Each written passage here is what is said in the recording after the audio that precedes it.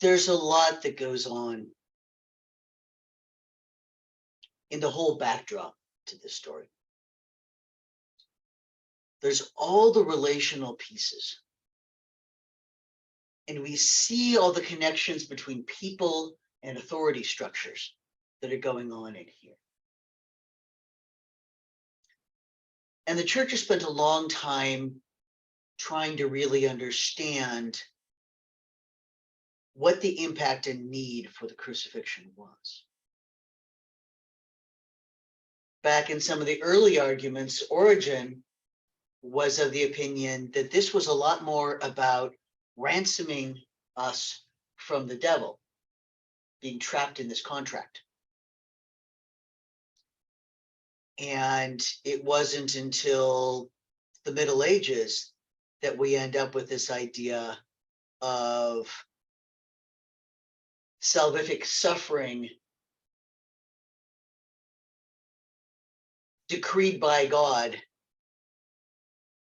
sacrificing his son to his own judgment structure.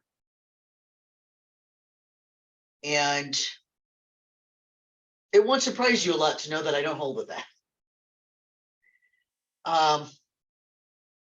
I think the ransom story is a lot closer to what makes sense to me. And I think most of the bad things humans get into are inspired by those little bits of evil that our enemy can so easily sneak into our brains. And one of the biggest pieces of that is our fear and fear of not being enough. And I'm minded of the rabbinic stories about building a fence around the Torah. That you have the actual command, but you really don't want to get anywhere near breaking the actual command. So you make a little secondary command that's a little space around it, a little safe zone. And then time passes, and that kind of becomes the actual command in people's minds.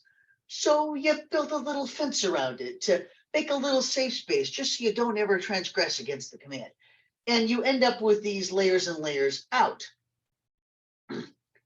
And rabbinic reasoning has done a lot of work to try and understand what's real and what of those fences around the Torah are useful. And in the one extreme of that, we get the "you shall not boil a kid in its mother's milk" becomes no cheeseburgers.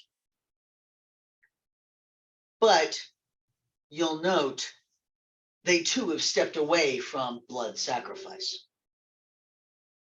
They did not find that necessary. It was absolutely part of the temple law. And I can't imagine what would have been to walk into that temple court. I am abjectly grateful I was not raised in that period and culture. And yet those cultures are all over the world. This idea that only blood can wipe out error. Only blood can cleanse, that it has to be that big a sacrifice. And we do it to ourselves. We make up these rules of what feels like it's enough. If I ask one of my students what they ought to have to do for whatever error they've made, they're draconian about themselves and each other. They will come up with all kinds of things that they feel the need to do an expiation for whatever they've done that are way beyond what would actually be balanced, let alone restorative. So no, I don't think that God set up a system whereby all that blood was necessary. I believe that humans set up a system whereby all that blood made them feel safer. But then you get trapped in your systems. Then the enemy kind of likes that. And that blood covenant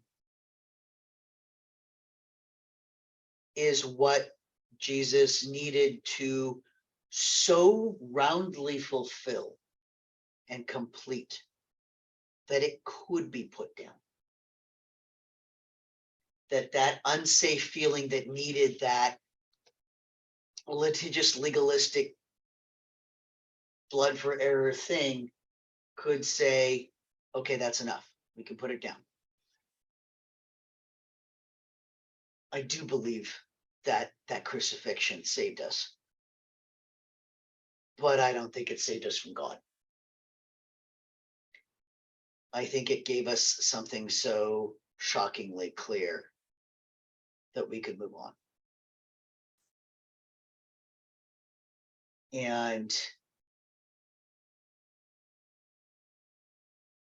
I very much honor the paths that Judaism takes now.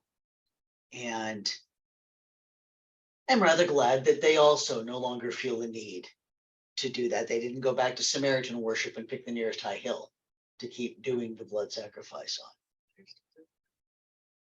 There are some people still doing that, yes, but not anything remotely mainstream Judaism. And so I kind of want to bring that up because this crucifixion was real. This crucifixion was real death of a real human Jesus, who was also real God, Christ. And those things are hard to understand, and it's okay for things to be mysteries. And I think we need to get real with it and acknowledge the magnitude of it. But like I said in the beginning, we are witnesses to this. We are no longer the accused. And I do not believe that it was our loving Creator that made us the accused.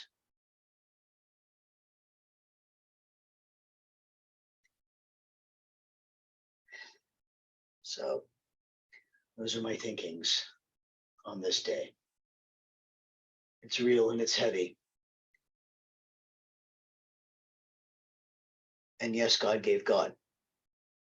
But God gave God so that man could allow themselves to come back. And I kind of say man advisedly on that one. So I'd love to hear your thoughts too.